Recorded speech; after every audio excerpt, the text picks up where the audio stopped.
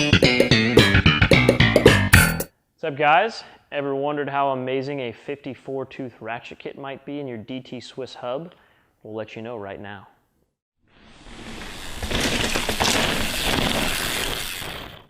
So typical DT Swiss hub out of the box, depending on which model or depending on if you got it on a complete bike or you just bought the hub alone, they usually have an 18-tooth ratchet kit inside of them. So what that means is how many different engagement points you're going to get all the way around that circle.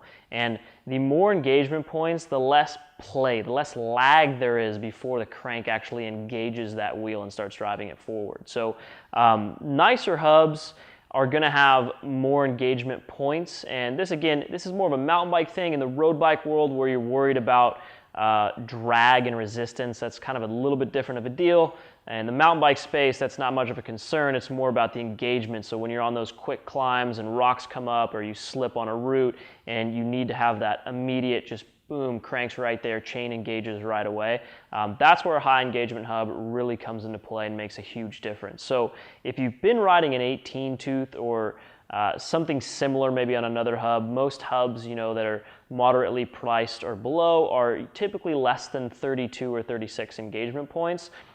This kit goes into a number of different DT Swiss hubs, and it's got 54-tooth points of engagement. So that is, like I said, reducing that play before it engages, and it's one of those things you kind of have to experience to believe it and see how nice it really is. So once you get on a bike with one of these and you realize, you get into that first technical climbing section and how awesome it is, that time where you have to backpedal real quickly so you don't hit a rock, and you go to push down on the crank and the chain engages right away, you'll be hooked, and you'll kind of despise riding a bike that doesn't have this or this amount of engagement points after that. And 54, I think, is a great number because beyond that, it's not as big of a difference. Going from 18 to 54 is a huge difference. It's like almost a whole new bike, it feels like, when you're riding that thing, especially on technical climbs.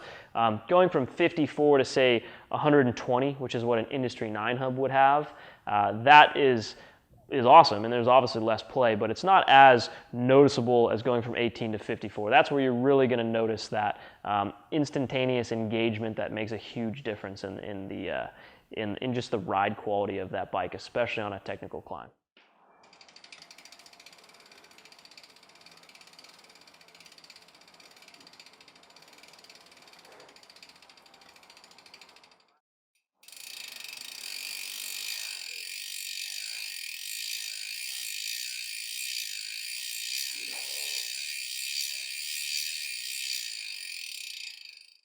So when you buy one of these kits, here's what they come with. You're going to get your 2 ratchets that you need to install in there. Those are the important pieces.